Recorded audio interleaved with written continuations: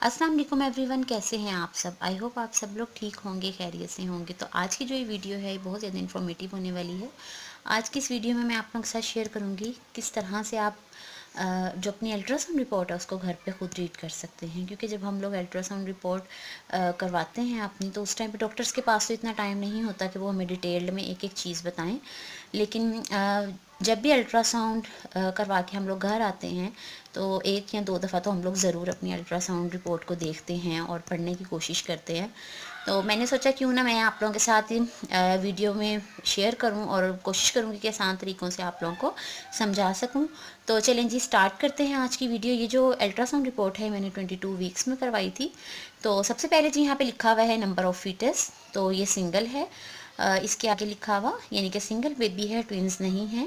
Presentation जो है baby की वो है जी सेफिलिक जो पोजीशन होती है वो बिल्कुल नॉर्मल होती है पोजीशन, और सेफिलिक ही होनी चाहिए।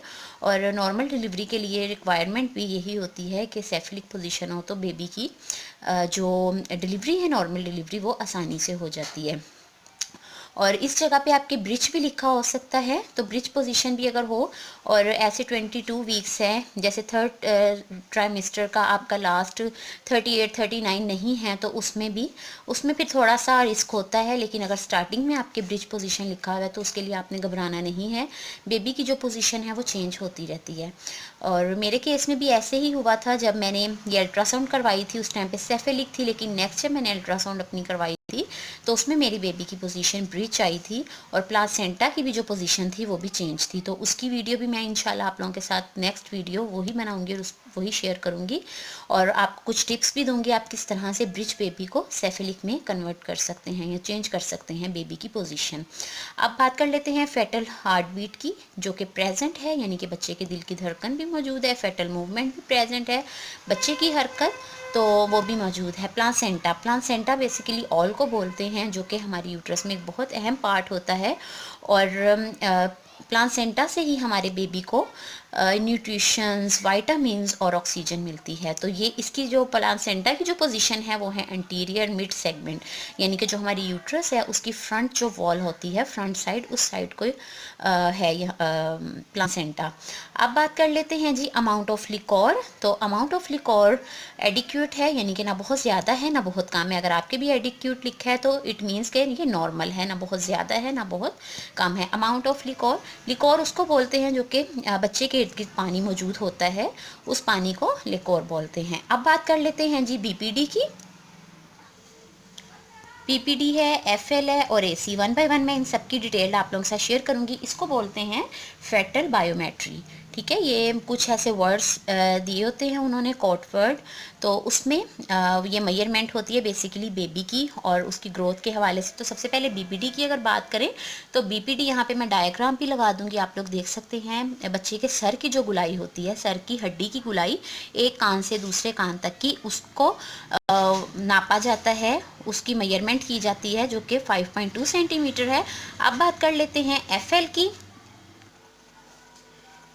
एफएल बोलते हैं फीमर लेंथ, यानी कि बच्चे की जो हिप की हड्डी से लेके और जो नी की हड्डी होती है उसको बोलते हैं फेमोरल लेंथ। और यहाँ पे मैं डायग्राम लगा दूंगी ताकि अच्छे से आप लोगों को समझ आ जाए। अब बात कर लेते हैं एसी की। तो एसी जो है ये होती है एब्डोमिनल सर्कुमटेंस। ठीक है, ये बच्चे के पेट की गुलाई को इसमें नापा जाता है कि फिजिकली बच्चे की जो ग्रोथ है उसको मॉनिटर किया जाता है इसमें। तो एसी जो है वो यहाँ पे 7.5 सेंटीमीटर है और ये अल्ट्रासाउंड बिल्कुल नॉर्मल है। ठीक है, और यहाँ पे ईडीडी अकॉर्डिंग टू स्कैन, यानी कि जो आपकी डिलीवरी डेट होती है स्कैन के दौरान जो वो बताई जा रही होती है वो 10/2/2022 ये आ रहा है। तो इसमें कुछ दिन ऊपर नीचे हो सकते हैं, ज़रूरी नहीं कि जो डेट दी गई है अल्ट्रासाउंड में उसी डेट पे आपकी डिलीवरी हो। तो ये कुछ फिटल बायोमेट्री थी जो कि मैंने आप लोगों के साथ शेयर की। यहाँ पे हार्ट रेट वगैरह वो नहीं लिखी हुई इस अल्ट्रासाउंड रिपोर्ट में। मोस्टली जब आप गवर्नमेंट करवाते हैं, बहुत कोई सीवियर मसला है या फिर वो देते हैं लिख के लिखा होता है, उस पर स्कैनिंग वगैरह की होती है ताकि डॉक्टर्स जो हैं वो पढ़ सकें। वैसे अगर आप लोग चाहें तो आप स्नोलॉजिस्ट से खुद भी पूछ सकते हैं, और बिल्कुल पूछना भी चाहिए आपको। बेबी की हार्ट बीट के बारे में, हार्ट रेट, हर एक चीज़ के बारे में आप लोग ज़रूर पूछें। जो बेबी के पार्ट्स हैं, बॉडी पार्ट्स हैं, उनके बारे में भी ज़रूर पूछें, तो वो आप लोगों को ईजिली बता देते हैं। अब बात कर लेते हैं लास्ट पे, जो कि इम्प्रेशन लिखा है। यहाँ पे जितनी भी अल्ट्रासाउंड की जो रिपोर्ट होती है उसकी यहाँ पे समरी की जाती है। तो यहाँ पे जैसे लिखा हुआ है कि scan of pelvis show single, यानी कि सिंगल बेबी है, और गेस्टनल एज जो है वो बताई गई है कि 22 वीक्स प्लस माइनस 1 वीक है। No obvious fetus congenital anomalies seen. तो इसके बारे में मैं आपको थोड़ा सा बताना चाहूँगी। इसका मतलब ये होता है कि बेबी में कोई भी इस तरह का कोई इफ़ेक्ट नहीं है, यानी कि डिफेक्ट किसी भी किस्म का नहीं है। बच्चों के हाथ पैर से लेके या बॉडी का कोई भी पार्ट नहीं बना या ज़्यादा बन गया है उस चीज़ को लेके, तो ये बिल्कुल नॉर्मल है। हर एक चीज़ बिल्कुल नॉर्मल है अकॉर्डिंग टू प्रेगनेंसी तो या वीक्स। तो आई होप जी आप लोगों को आज की जो वीडियो है वो समझ में आ गई होगी। अगर आपके भी नो ऑब्वियस फिटस कंजेक्शनल एनोमोलाइज लिखा हुआ है सीन, तो आप भी समझ जाएं कि कोई भी ऐसा डिफेक्ट जो है वो बेबी में नहीं है। बेबी के लंग्स के हवाले से, हार्ट के हवाले से, किडनी के हवाले से कोई भी ऐसा इशू नहीं है। बेबी की हर एक चीज़ की ग्रोथ बहुत अच्छे से हो रही है। तो आई होप जी आप लोगों को मेरी आज की जो वीडियो है बहुत अच्छे से समझ आ गई होगी, और बहुत बेसिक और बहुत सिंपल सी इसमें लिखी हुई थी।